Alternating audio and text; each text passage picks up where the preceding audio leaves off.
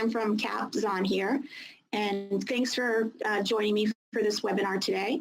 And we are going to talk about zirconia and are you getting the best results you can, and the effects of your oven on getting the best results.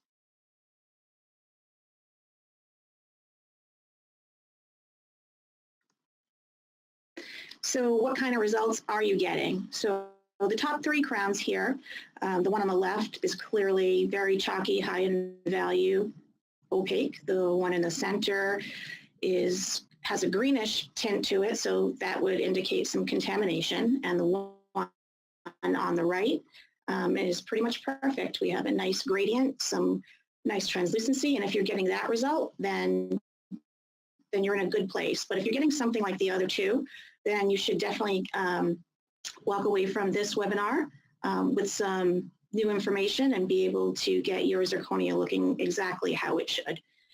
And the 2 pictures on the bottom are just some glazed units, and those are examples of what you should be expecting from your zirconia. And those are your normal 1200, 1100 MPa zirconias. So they aren't the super translucent. This is your high strength zirconia, and yes, you should really be expecting that quality of a result. So I want to talk about the most common furnaces that I see when I'm traveling and I'm visiting customers. There are more varieties, but these are typically what I do see from lab to lab. And also what the milling center uses here at CAP. We have a variety of ovens. I would say that the Sintra Plus is really our workhorse. And we also really like the Dechemas as well. Some other options are the KDF Zircon Mill, the Whipmix Infinity, the AG Ceramill Therm, and over on the end, we have the AG Ceramill Therm S, which is very similar to the Dechema 664 and the 674.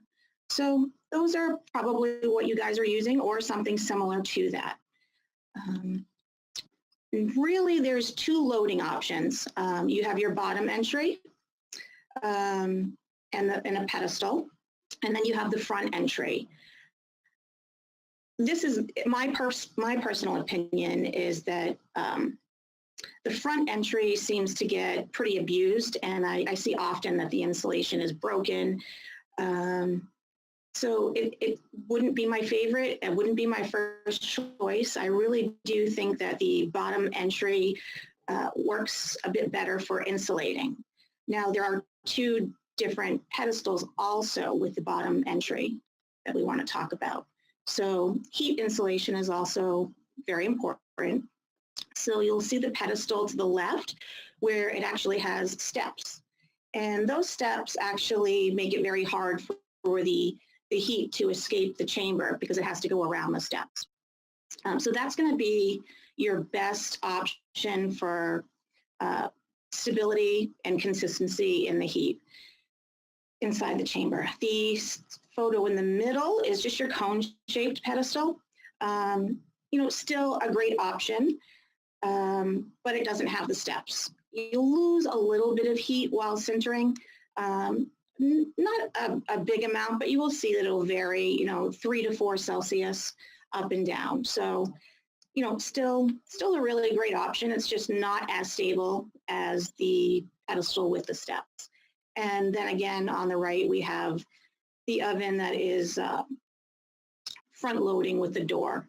I honestly haven't been anywhere where these have been in great shape. They're falling apart, and I don't feel that they're holding the heat well once they are broken, and the insulation does break fairly quickly.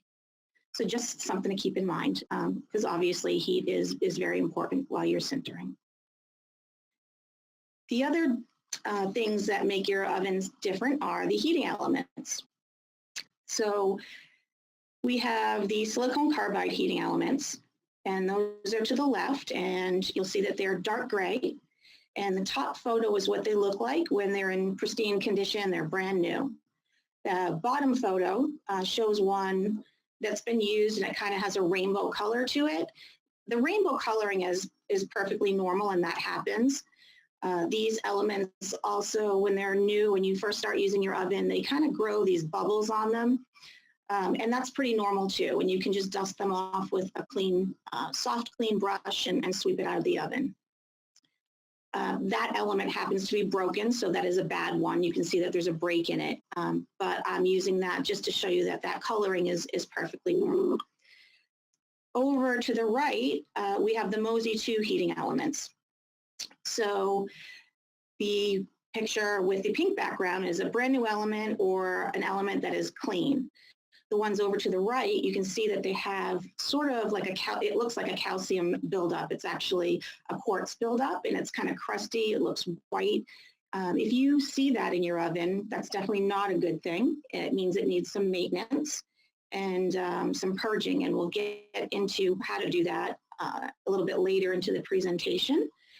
The differences between these heating elements basically is the silicon carbide are less prone to contamination, and the MOSI 2 do require some maintenance. And the maintenance is very easy, and like I said, we'll go over that a little bit further in the presentation.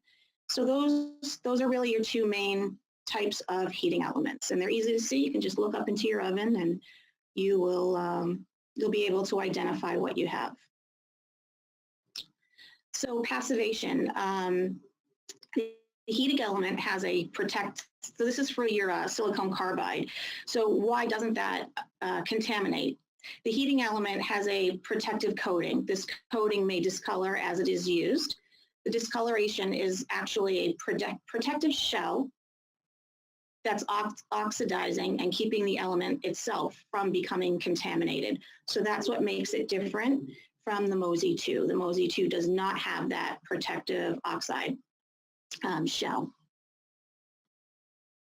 So with your MOSI 2 elements, you can get contamination. And like I said, that contamination actually comes from quartz coming off of the zirconia, especially if you are using shading liquids. That definitely increases the contamination buildup a lot quicker. You'll have to purge more often. That quartz gets not only onto your heating element, but it also gets onto your thermocouple. And this could affect an accurate reading of temperature and also cause contamination with the next units that you put in the oven. So what we do recommend, if you're starting to see greenish units or really yellow units, weekly purging will help eliminate this from happening. If you are shading zirconia with liquid, you're going to want to make sure you dry those units and put them in a tray with a cover, and that will help the elements from getting contaminated. You also want to replace your beads as soon as they start to yellow.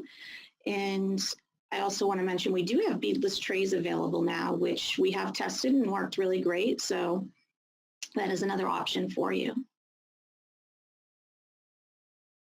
Using shading liquids. And the reason I'm going over all of these things is you really need to know how your oven works so that you know how to get the best from your zirconia.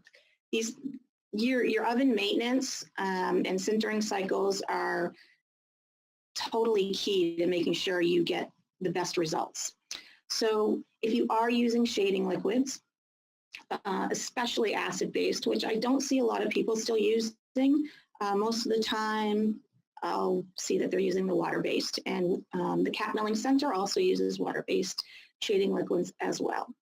So what you really want to do is dry those units prior to going in the oven. You can use a heat lamp. You can purchase one through the Zon catalog. You can get one at Home Depot. You could use a toaster oven. If you're going to use the heat lamp, you want them to be under there for at least 25 minutes. And if you're going to use the toaster oven, same thing, and I would say set it around 200 degrees and let those units heat up in there. And what that's going to do is burn off some contaminants that are in the liquids, and that way those contaminants won't be burning off in your oven and depositing onto your heating elements. So that's going to allow you to be able to purge less frequently and keep those elements more pristine and preserve the life of those elements. I do want to share that whether you dry the units or not isn't going to affect the shade of your units. We've tested this. We've done, we've dried them for an extended amount of time. We have let them just air dry on the desk. And a very controlled test, same unit, shaded the same way, and sintered in the same oven. And it really has no effect on the zirconia and the shade. What it really is necessary for is keeping your oven clean. So if your oven does become dirty, you're going to want to purge it. You really want to kind of evaluate how often you need to purge based on the amount of work you're doing and the amount of cycles you're using, and even if you're using shading liquids or not. And again, this purging that we're talking about is for the MOSI 2 elements. So if you're a high production lab, I really would recommend that you purge weekly. When you purge, you want to purge your trays. And it is extremely beneficial to use a decent sized chunk of white zirconia, and it has to be white zirconia. And you'll actually see when the oven opens all of the contaminants that the zirconia has absorbed. And you also want to replace your beads when they start to discolor. So if you look over to the right, that first disc on top was actually used to purge an oven that hadn't been purged in quite a while. And you can't really see the color as well as we could in real life, but that disc came out very yellow. And, there's your, physical proof that the oven was dirty. That's white zirconia, and it came out colored. So just imagine you're using pre-shaded or shaded zirconia. You've shaded it properly, but now it goes into the oven and additional color gets deposited on from the contaminants, and then you end up with a dark crown or a crown that's too yellow. If you are starting to see greening, that means your oven is severely contaminated, or you have a heating element that's on its way out. So as you can see, these things are very important when controlling the shade of your crowns. So you really do want to set up some maintenance. Start with once a week, and if you purge again on that second week and your zirconia comes out white, then maybe extend that to 2 weeks. But you can do that testing. I mean, if you don't have to purge every week, then no need to. The recommended purge cycle that we recommend is 25C to 1600, or 50 degrees higher than the highest sintering temp or cycle that you use. And you want to hold that for 4 hours, and then heat rate down. You just want to 25C down to 350, and then a natural cool. So the reason for 50 degrees higher than your highest sintering cycle is that you need to bring that temperature up higher than what you're normally sintering at, so you can actually burn those contaminants off. If you purge at the same temperature, you're not really going to get what you want with the cleaning. So that's pretty important.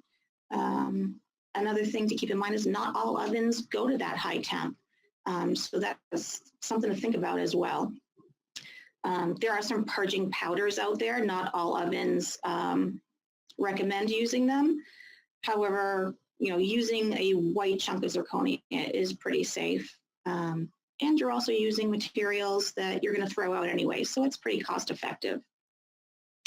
You can also save those chunks of zirconia so that you have a visual reference to go back to, and you can see how the maintenance is going. So just to further, push this point forward, is those top 3 bridges were all milled out of the same shade puck. They were all from the same lab, same puck, and they were sintered in 3 different ovens. So the shade was supposed to be a B1, and you can see how yellow the bridge is to the left. And it's a little difficult to see in the photo, but the other 2 bridges are contaminated as well. So each oven had a different level of contamination. These did come out of ovens that had MOSI 2 elements, and the team wasn't performing the maintenance that they should. So, you know, it's not their fault. I mean, you don't know what you don't know, but, you know, you're kind of blaming the material, and we really can't blame the material if we're not doing the maintenance that we need to do. So, you know, whenever you're seeing a result that isn't ideal, just take a step back and make sure that you're doing everything you need to do on your end so that you can have a real opinion and evaluate the material you're using accurately. The other very important thing is calibrating your oven. So temperature is very important. Putting in the correct program, you know, is critical. But even if you put the correct program in, that doesn't mean that you're really at your ideal temperature. Just because the screen is telling you that you're sintering at, for example, 1550, that doesn't really mean that that's the temperature inside the chamber. That just means that's what you programmed it for. So most commonly, we will use these, we call them donuts, but sintering rings, calibration rings. And there's various companies, various kinds, and you would just follow the manufacturer's instructions. And basically, the contraction of the ring reflects the absorbed quantity of heat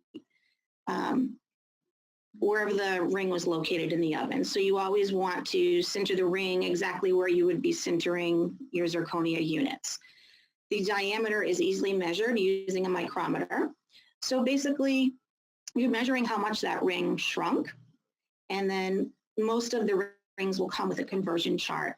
So you take the measurement, you convert it over, and it will tell you that, for example, you know, if it measured 17.2, I'm just making that up, you know, that equals 1480 Celsius, but you were really trying to calibrate to 1500. So it's telling you that you're 20 degrees Celsius off, and you would want to go into the oven's system and bump up your calibration so that it's accurate.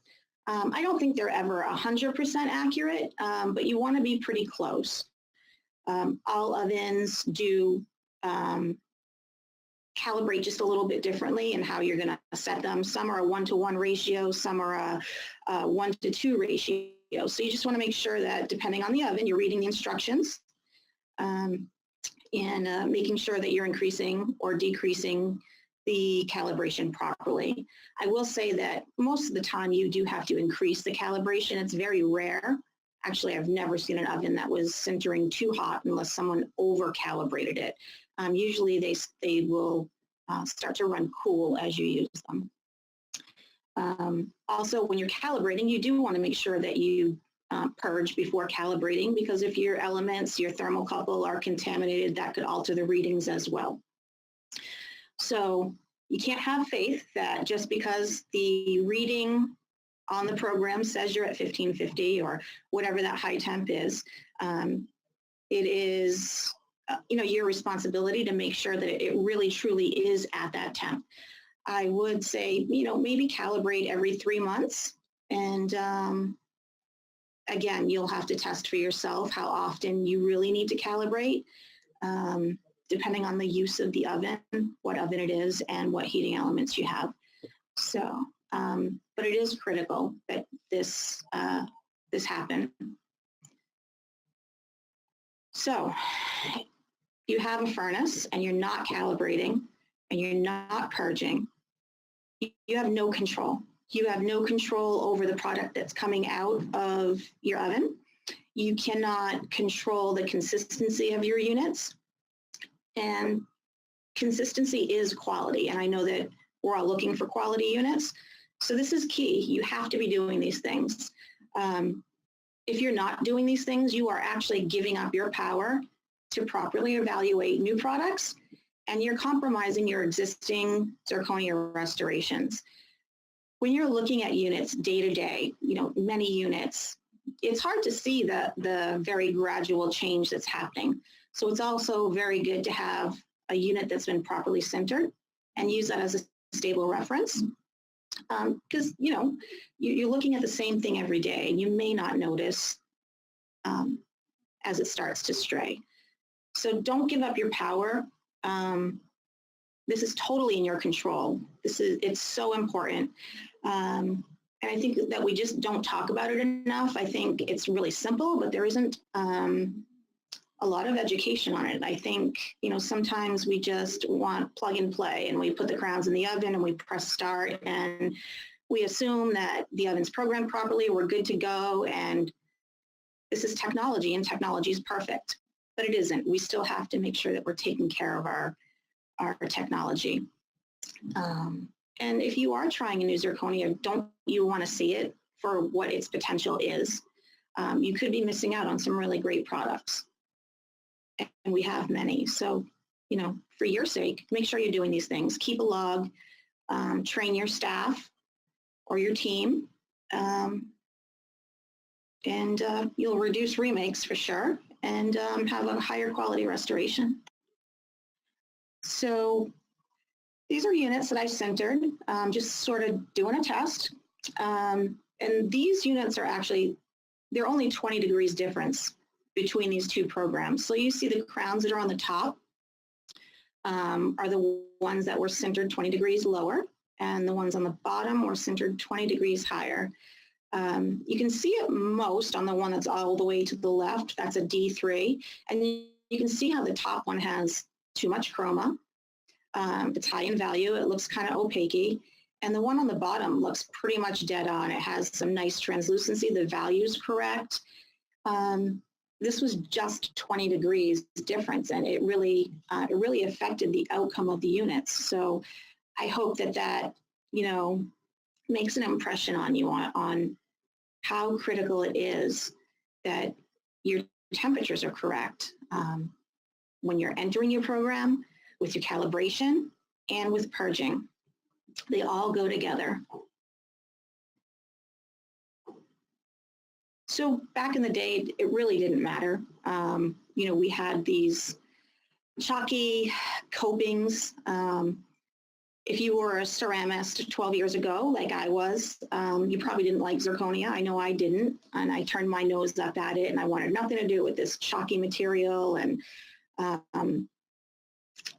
we were going to cover it with porcelain anyways. So if it didn't look great, that's okay, because we had the skill and the talent. We were going to cover it up anyways and make this beautiful restoration.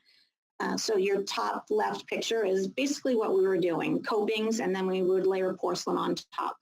And, we're showing the crowns cut in half, so you can actually see the layering, that was put into the crown, which was, it's great that we had a metal-free restoration, but you were still doing a lot of labor.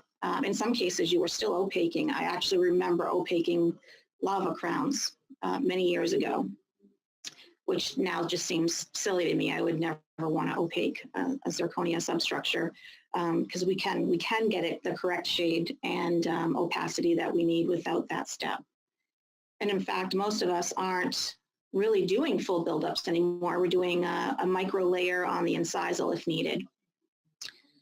So aesthetic frames didn't matter. We applied porcelain to achieve the desired shade and translucency. So we weren't really focused on the sintering and the purging because we could work around it. It wasn't impacting us. But today we have options. We have zirconias that have come out that are accommodating our need for productivity and also aesthetics. So if you look at this case here, the 3 units to the left are actually a zirconia that's been out for a while. That's the Zolid 1200 MPa, and that was kind of like the original for Amangurbach. And it's a very nice zirconia. No special shading was done to these. These were really just out of the sintering oven and glazed. Great restoration, strength, but if I were using it for an anterior, I would probably do a micro layer and put some incisal on there. The ones to the right, that is the new Solid HT Plus. It's 1100 MPa. It's only 100 less. But look at the translucency. That's not layered. There's no special staining on there. Again, that's right out of the oven. So we have the options now to have high strength and have translucency, beautiful aesthetics, but we're also being very productive. We don't have to layer. We also have anterior zirconias, which are less in strength. They're usually around 500 to 750 MPa, and they're beautiful. They really do compete with lithium silicate. I am straying a little here because it doesn't have to do with sintering, but it does have to do with shade evaluation. When you are evaluating an anterior zirconia and you take it out of the oven and you want to see if it was sintered properly and you hold it up to a shade tab, you are not evaluating it properly. So what I want you to look at is the photo on the center, on the bottom. So the shade tab is in the middle, and these units are on 2 different stump shades, and you can see the difference. And if I didn't have a stump shade at all on the one on the left, it would be even lighter. So evaluating it with a stump shade is critical because that's what it's going to look like in the mouth. Also, if you're putting stain and glaze on it without a stump shade, I would really recommend that you stain and glaze it a little bit lighter because, again, it's going to darken up in the mouth. You don't want to overstain it and then it's seated and it's too dark. If the doctor isn't providing you a stump shade and they just gave you, for example, shade A2, I would make a stump out of whatever was closest to A2. So again, it doesn't have to do with sintering, but again, you're evaluating shade. So you want to make sure you're evaluating it properly. So with these anterior zirconias, it is extremely important that you consider the stump shade. So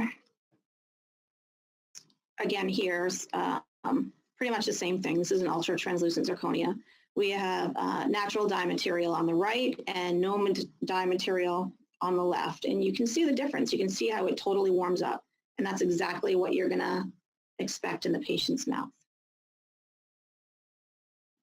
So it's fantastic that we have all of these options. But along with these options and these newer zirconias, which tend to sinter at a higher temperature, they are more prone to contamination. There is a smaller window of acceptability and parameters.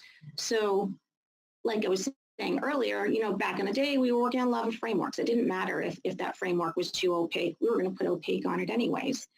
And even the traditional, you know, the next level up, the high translucency zirconia, you know, those were fairly opaque as well, and we probably opted to do a little bit of layering if it was going to be in the anterior region.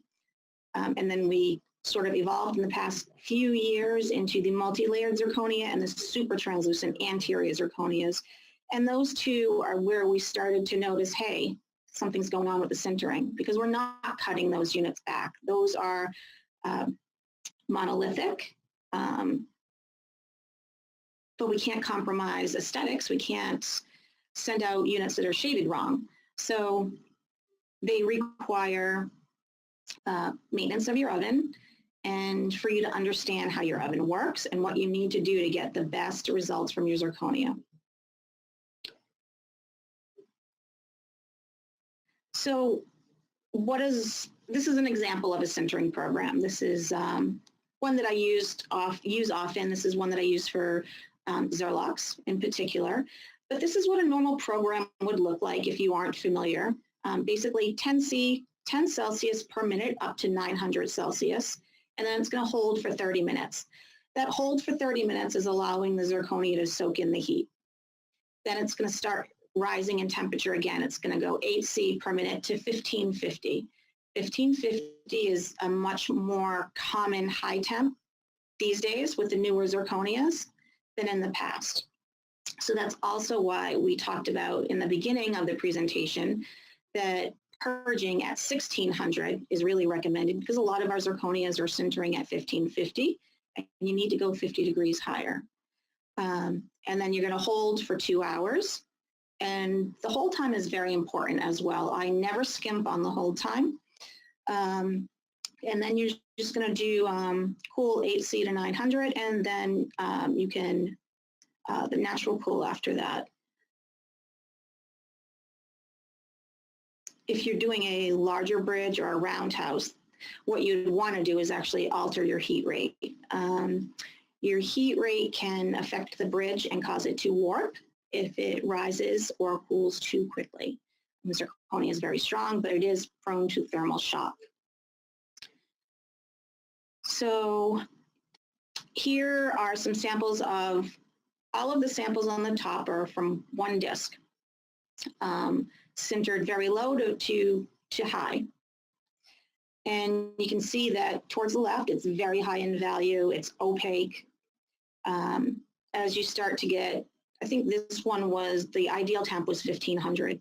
So as you start to get closer to the ideal temp, it's not chalky anymore, but you still have a lot of chroma in there. So if you're under firing a lot, you'll see chalky. If you're under firing just a little bit, you'll see a lot of chroma. You'll actually look at it and say it's too dark. If you sinter it right on the perfect temperature, you're all set. And as you start to go over your ideal temp, you'll start to lose chroma, and you'll also start to lower the value of the zirconia. So if you're not getting what you want, again, got to think, have I calibrated? Have I purged? Is my oven running properly? Did I program the cycle properly? If your oven came pre-programmed, that's great, but I always want to be in control, and I would make sure that those programs are correct. So sinter cycles and heat rate. Single units and small bridges are fine for a first heat rate of 8 Celsius and a second heat rate of 10 Celsius per minute. Perfectly fine. That's your normal standard program. If you're doing a large bridge, I always recommend at least 6C for the first heat rate and 2 to 3C for the second heat rate. If not, warping could happen. If it's a really really thick bridge, you might even want to decrease that for your first heat rate to be 4C and 2C for your second heat rate, and always a very slow cool. And a fast cycle. So this is kind of a touchy subject for me because there is a lot of talk about fast cycles, 2-hour cycles, 90-minute cycles, and they sound great and they work. They do work, but you're not going to get the result that you would get out of a program, a normal program. You are absolutely going to compromise on translucency, chroma. You are going to have crowns that are more opaque and high in value. That's just the way that it is. I think a fast cycle is great if you're in an emergency situation and you've got to get that case out. You're probably going to have to put a bit more time into staining and glazing it to make it look fantastic. I really prefer to have a fast program, but still reasonable. So I really feel like a 4-hour program is really ideal. I think it's very reasonable. It still allows you to get the crowns out in the same day and not have to compromise the aesthetics and the quality of the crown. So that's what I always recommend. Yes, the oven can do it. Yes, some zirconias have been approved for the fast cycle, but I think to have the expectation that you're going to get exactly the same results, it is, that just isn't going to happen. So I really like to be upfront and honest about that because I know it's a very hot topic right now. So, I've tested a 4-hour cycle. I feel very comfortable with that. And what I do is, I will increase the heat rate up and the heat rate down. I never skimp on the hold times. I feel like that's really important. So if you have an oven that can do a fast cycle, not all of them can. You have to make sure that they're approved. The Sinter Plus can. That's the oven that's behind me. And that is actually the oven I prefer. Maybe I'm biased because that's what we use here at CAP, but we use it daily, all day. Those ovens are running constantly, and we have very good luck with them. We maintain them. They run great for us. And I just think it's an easy oven to program and to use and to teach somebody how to use. Yes, it has the MOSI 2 elements, which require purging. But again, we have a schedule for that. And it gets done, and the units, maintain their quality. And if you are going to run a fast cycle, you really can't fill the tray up and stack 2 trays in there. You really want to keep it down to at least no more than 15 units in the tray. The one thing I will say is if you are doing a coping, a 2-hour program would be fine because you're going to layer it anyways, and you're not going to see the opacity. You're gonna make it beautiful with your porcelain anyways. So some questions that I get is white specks in my zirconia. What's causing that?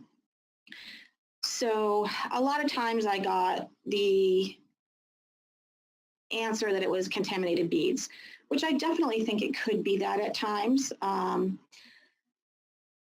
But if you are getting white specks and they are deep into the zirconia, and when you grind on them, they actually open up and they're kind of airy and powdery in there, I can't really justify the bead doing that. So kind of hard to get information on this topic, but as far as the research that I've done and just kind of assessing the situation, so what I have found is that it's a byproduct of the isostatic pressing process, and it's usually caused by gases that are escaping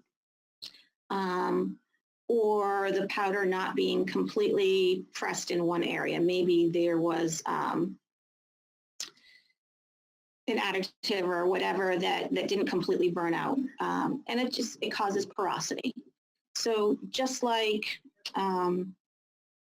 when casting metal, if you don't use the proper part of the flame and your metal isn't heating properly, you can get porosity in the metal. Same thing with the zirconia.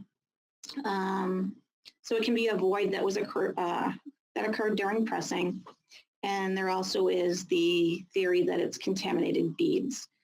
I think that we go with contaminated beads because usually the white area is a perfect dot and the beads are a perfect dot. So, kind of connecting it there. But it doesn't make sense that inside that white dot would be all powdery and airy. So what is isostatic pressing? You can read all of that if you'd like, but basically what it is that the zirconia is being compressed from all angles, and that's what makes it dense. And it is much better than just pressing bilateral where it's just top and bottom. So isostatically is top, bottom, and side. It's actually sealed in a bag, and they use argon gas to make sure it has pressure evenly all around. And there's also hot and cold isostatic pressing. So cold isostatic pressing is typically done in large production and is not as ideal as the hot isostatic pressing. The hot pressing utilizes temperature and gas pressure to eliminate porosity, increases density in the metals and ceramics. So it's not only zirconia that gets isostatic pressed, it's other metals as well. And it also helps with the shrinkage of the zirconia as well. Let's see. Oh, another interesting fact is that pure zirconia is monoclinic at room temperature and pressure. With increasing temperature, the material transforms to tetragonal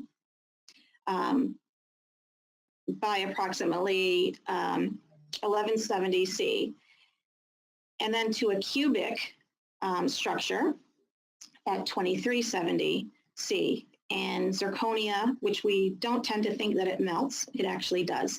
And its melting point is 2716 C. And so I thought that was just an interesting fact. I always did wonder how high it had to go before it would melt because it seems indestructible. So we have run through all of the maintenance that you need to do with your oven in order to get correctly sintered units. And I can't stress enough that you are making sure you're using the correct program, that you are calibrating, and that you are purging your oven. You will not get ideal results without doing those three things. If you do not yet have a sintering furnace and you're thinking about getting one, there are some things that you want to think about. Not all ovens go to the same high temp. You know, what high temp does that oven go to, and what zirconias are you going to use? If you have an oven that only goes to 1530 Celsius and the zirconia that you like sinters at 1550, you know, you're kind of stuck. If you want to opt to use that zirconia and still sinter it at 1530, then you also have to accept that you're going to get compromised results. You're not going to get the ideal shade. Fast cool options. Are you only going to have one oven and you absolutely need to do fast cycles? Is that oven approved for that? How many units or trays can the oven hold? If you are, again, you just have one oven, you have a lot of units, can you stack trays? Or do you need to buy multiple ovens? If you already are using zirconia and it works fine in your oven, but you're planning to test or use something else, you want to make sure your oven can accommodate the temperature.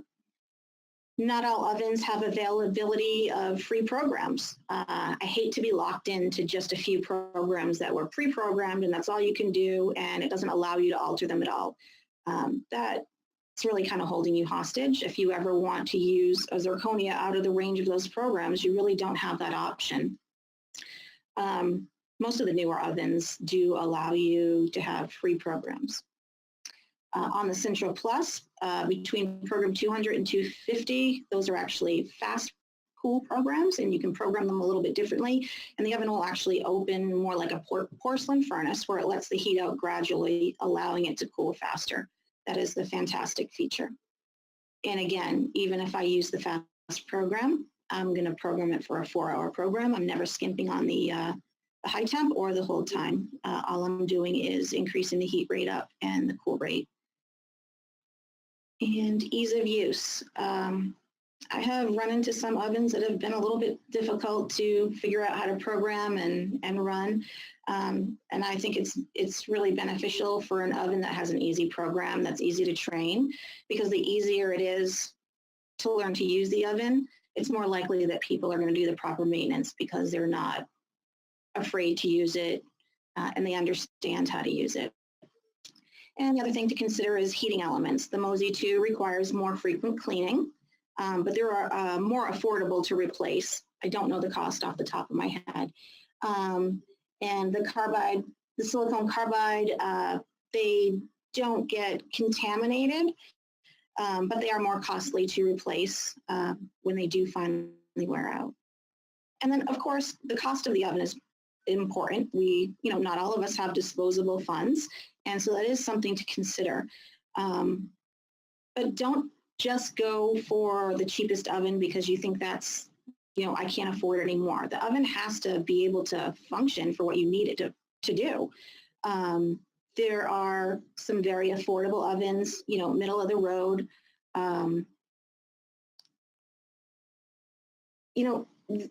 It doesn't have to be the most expensive oven either. You just need to really dig in, make sure that it can provide you with the amount of programs you need, the high temperature you need, and if you need fast cycles or not. Those are really the three main things to consider.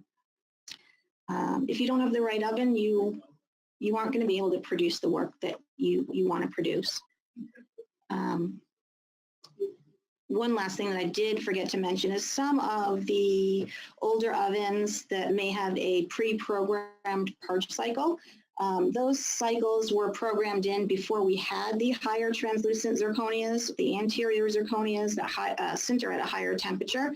So those purge programs maybe a little too low and you want to go in there and alter those. So a good rule of thumb is 50 degrees higher than the highest sintering cycle that you have.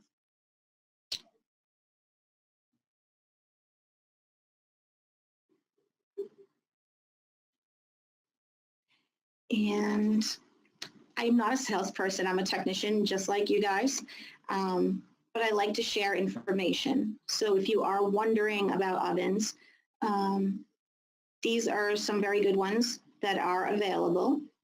The two all the way to the right would probably be my least recommended, one because it's a front loading. The Ivoclar oven isn't bad. I just have witnessed that they do tend to have a little more problems than the rest, but still a really good oven. You can do a fast cycle in it. It does go up to 1600, but one thing to remember is this is the Programmat S1 1600. If it doesn't say 1600, the other oven only goes to 1530, which would be a problem if you are using more current zirconias. There's the Minvo, which is a great oven. It has the Mosey 2 elements. The only ovens shown here that actually have the carbide, the silicone carbide, are the AG Therm S, the Dikema 664, and the Dikema 674. The Sintra ovens have the Mosey 2. There's the regular Sintra oven, and then there's the Sintra Plus.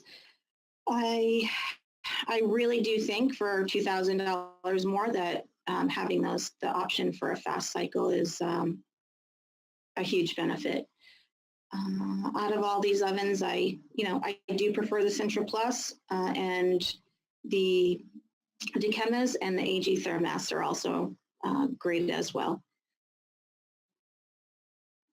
They're also very easy to program and to teach. The easiest one I would say is the Sintra.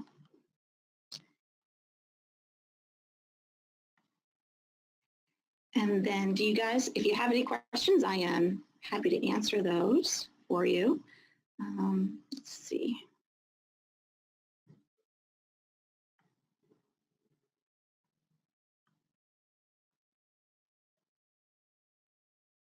And if I can actually get my question bar to open up, I could answer those questions. I think I need some tech support to come on in here and help me. So I think my assistant, Josh, is on his way. He wanted me to call him my assistant. This is Josh. Josh Kwan. I can't open that up. I'm a technician. I'm not the greatest. It's not. Oh, thank you so much. All right. Sorry for that. My first question is, does CAP primarily use the 4-hour cycle you spoke about? We still use the overnight 9-hour cycle. Can we achieve identical or almost identical quality with a 4-hour cycle? We do primarily single units and small bridges. So again, this is totally my opinion. I say yes with the zirconias that I have tested. If you want to call me and talk about those one-on-one, you can certainly do that. You can call me here at CAP, and I'll give you the number in just a second if you need to get ready and write it down. The reason I'm happy with the 4-hour cycle is that I did test it. So I tested at various times, various high temps and hold times. And I felt pretty good about the 4-hour cycle. And that's total cycle. That's heat rate up and all the way until it opens. It is, to the experienced technician, you'll see that they are slightly higher in value, but definitely easy enough to stain and glaze and make them look great. CAP does use that cycle on occasion, but primarily we put our units in overnight, usually on a 7 or 8 hour cycle. And if needed, we can run some cycles in the day on the 4-hour program. I honestly think, there really isn't much of a difference.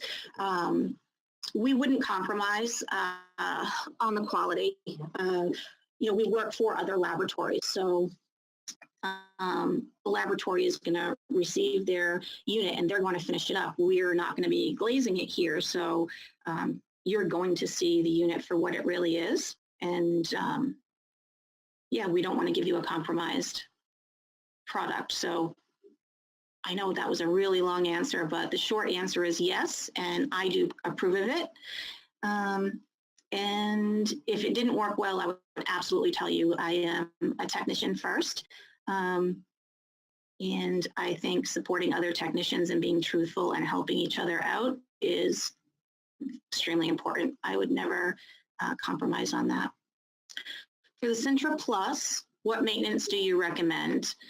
We know we need to run purge cycles, but aren't sure what purge cycle to use and how long it should take and how often to do it. So the how often really depends on your lab. So I guess I would recommend starting with once a week.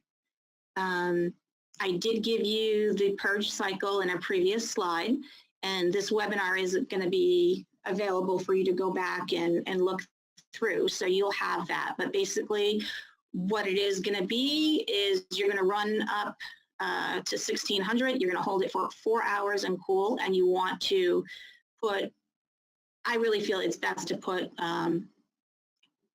your scrap white zirconia, it has to be white, into the tray. And you do want to purge your trays too. Run that up. When it comes down, you're going to see it.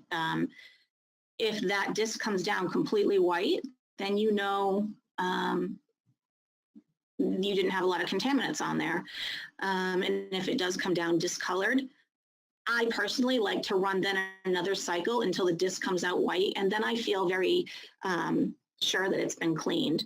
With the Mosey 2 elements, when they're heating, they actually crack open. It's part of the process, and while they're cracked open, contaminants get in, and then when the heating element cools, it seals in and it seals those contaminants in there. And so when the next batch of zirconia comes into the oven, the elements heat up, they crack back open, and the contaminants that are already in there from your previous batches are now depositing onto your zirconia. So that's how the contamination is happening. And that's also why you need to run it up 50 degrees higher to completely burn that out.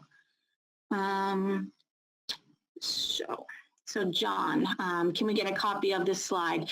Yes, I do believe it'll be available for you. It's being recorded as we speak. And thank you, Leroy. I still get nervous doing these webinars. It's only my second one. So thank you, I appreciate that. I'm comfortable behind the bench. I'm not so comfortable in front of the camera or at a podium, but I'm trying. Does the room temperature affect the sintering oven?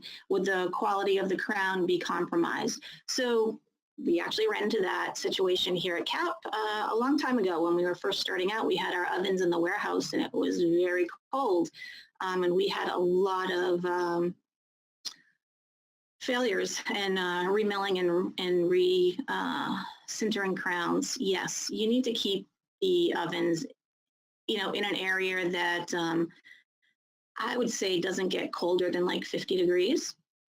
It absolutely does affect the ovens. They don't heat up properly, they malfunction. I just purchased a Sintra Plus, and I'm wondering if the degas ability is the same as the purging.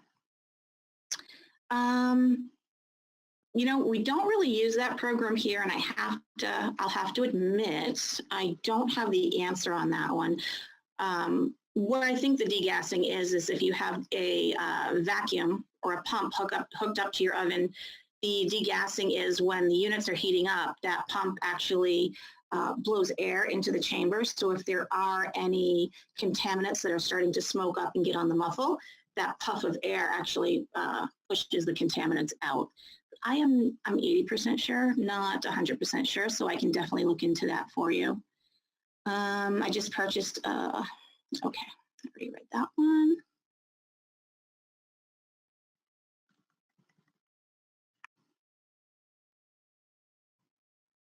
So can we sinter single units and 6 units larger at the same time? Yes, but you always want to use the program for the larger bridge. You're never going to put a large bridge on a small program, on a small bridge or single program. You're going to put the singles on the large bridge program. It's not going to affect anything with the singles. They'll be perfectly fine. Really, it's just the heat rate that's going to be slower and the pool that's slower to prevent the bridge from warping. And on a side note, you should be milling your bridges with a stabilization bar. But no, it's not going to affect your single units. You're really using the same high temp. You're using the same hold time. It's really all about the heat rate. Sometimes, if the bridge is incredibly thick, you might actually want to increase your hold time just a little bit so that the zirconia can actually absorb the heat and be the same temperature as what it's reading in the chamber. Sometimes it takes a little bit longer for the zirconia to actually hit the ideal temp.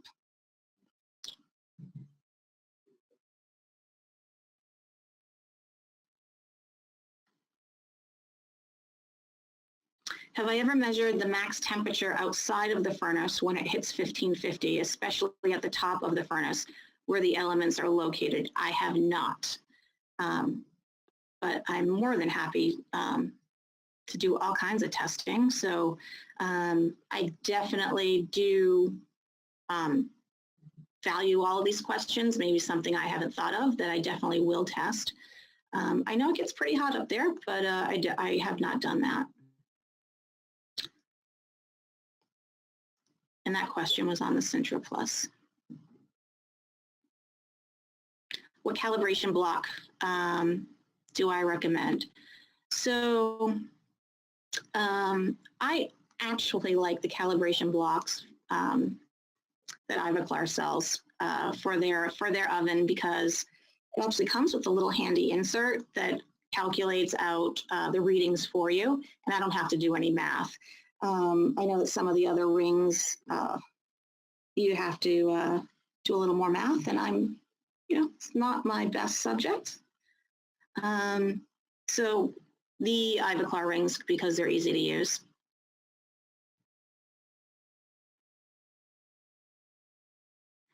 Can I go back to the last page with the oven info so we can take some notes and compare? Yes, I will do that for you in just a second.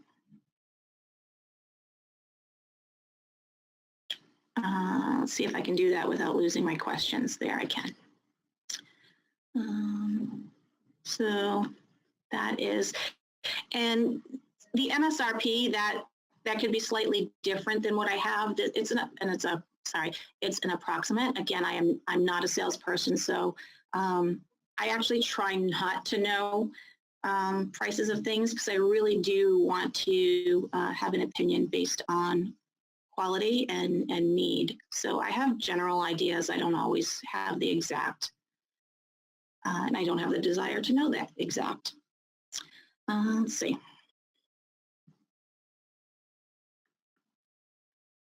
Thank you, Jim McGuire. I have not used Nacera Clean. There are some other products as well, but I really feel like using your old zirconia blocks is best. If you have, leftover white pucks, save them. They're free. They absorb the contaminants, and you get to see what's coming out of your oven. And because that works, no, I really haven't tried the other purging powders or products. I've had some feedback from others that felt it didn't work as well as they thought, or they couldn't tell. But since the white zirconia is working, that's what I'm going to stick with for now, and having good results, and the ability to see, have a physical piece of zirconia to look at and to keep and have as a reference, I think is important. It's a stable reference.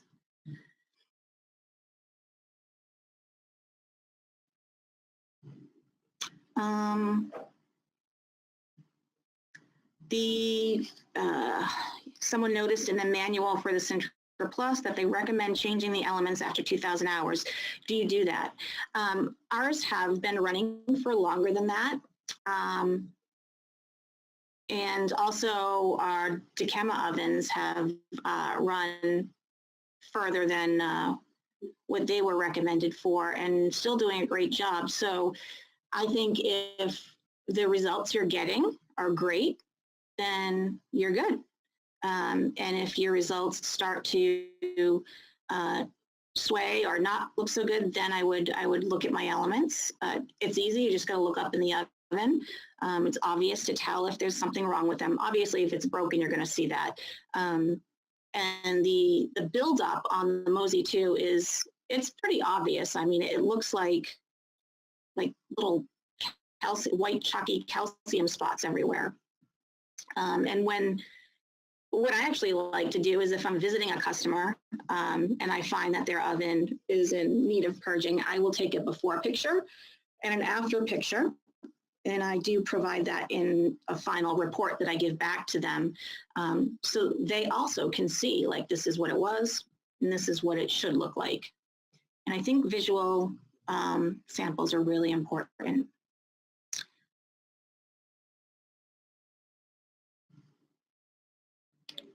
And then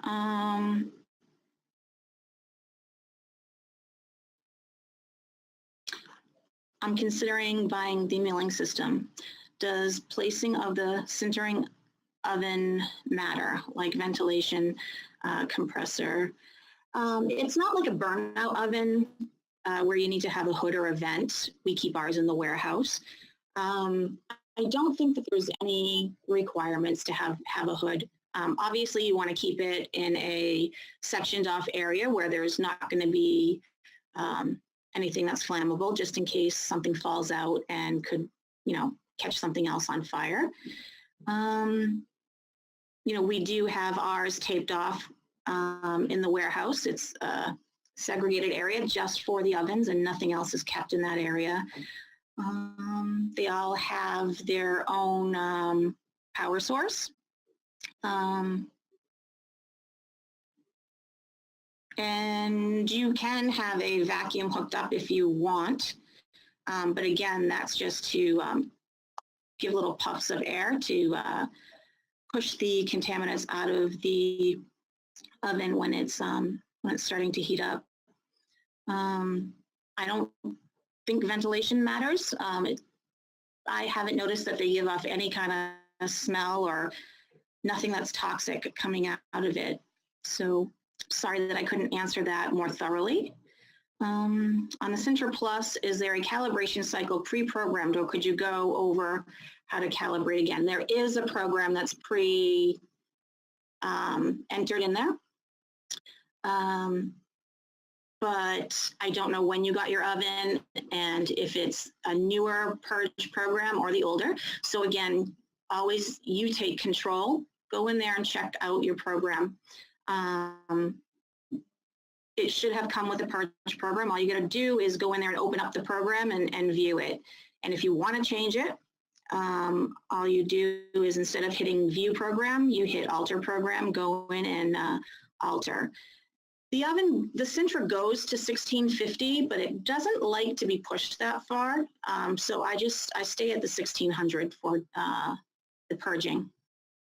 Our highest Sintering zirconia is 1550. So the 1600 is perfectly fine. And again, this PowerPoint will be available to you. So you can go back and get the program if needed. And right now, I'll actually scroll back to it for you.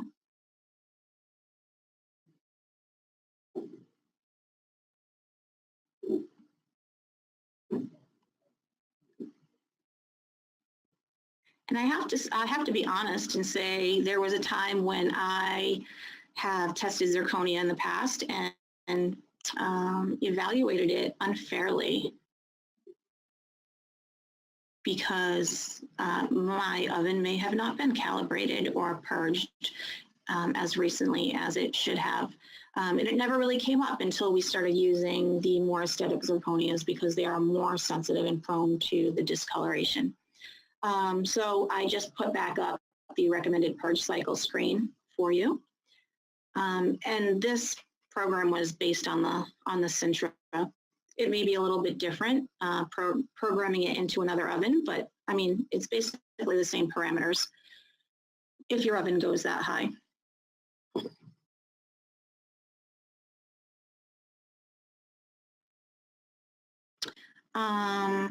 If an element does not show signs of, it's actually quartz. I know I said calcium, but that's what it looks like. It's quartz buildup spots. Can it still be purged? Yeah, absolutely. Sure.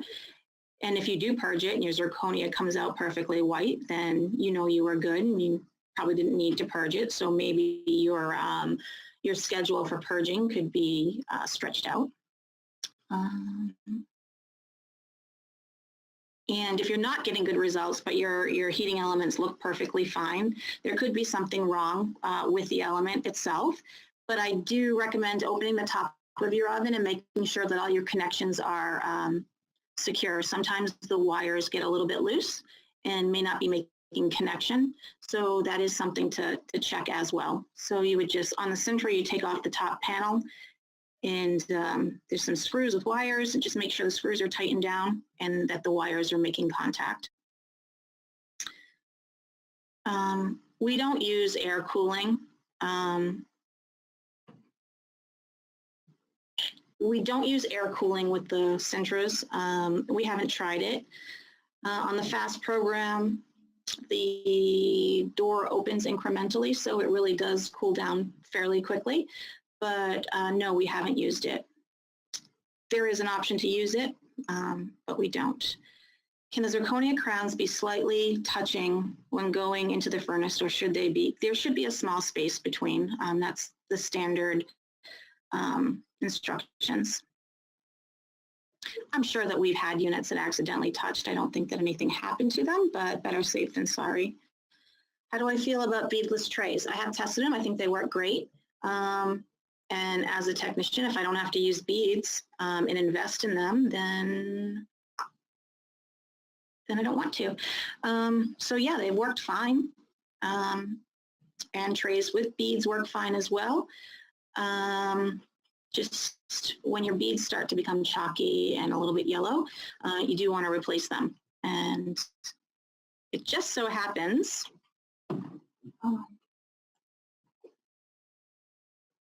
I had a furnace that's actually came back and it was being loaned out to a customer. And I just happened to look at it yesterday and found some crowns in there. And I was looking at the beads as well. I can't see myself, so I don't know if you can see this, but the beads are very yellow. There's way more beads than needs to be in there. You just need 1 or 2 layers of beads. There's tons of yellow beads and they're very cakey. And there were some crowns in there too. So you'll have to ignore the one that has lipstick on it, because I was putting lipstick on before the webinar and it fell onto the crown. However, these units are really yellow and they are contaminated. They're yellow just like the beads. This is a crown I found earlier. I was looking for something that wasn't sintered properly, and I'm sure you could see it. I did have a crown that was perfectly sintered, but I misplaced it. But yeah, so if you're getting these kinds of results, not good. So yellow or green, contamination, chalky, opaque, high in value, your temperature is too low. Oh, I do have a good crown for you. So the one over here is a nice crown, if you guys can see it. I hope you can. So I hope this was helpful for you. Really, I'm just sharing what I've learned over the years working at CAP. I am a ceramist originally, and just like if you were doing a buildup and you put it in the oven and it came out and it was opaque and airy with bubbles, right away you know that your program wasn't correct. And same thing with the zirconia. So they're not that different from each other. And, so yeah, we just need to think about what we're doing and make sure that we're getting the best results and evaluating properly. And I have one more question from Tammy. I have the same oven as behind you, and I just purchased. I was under the impression that no beads were needed. You as long as you have a beadless tray.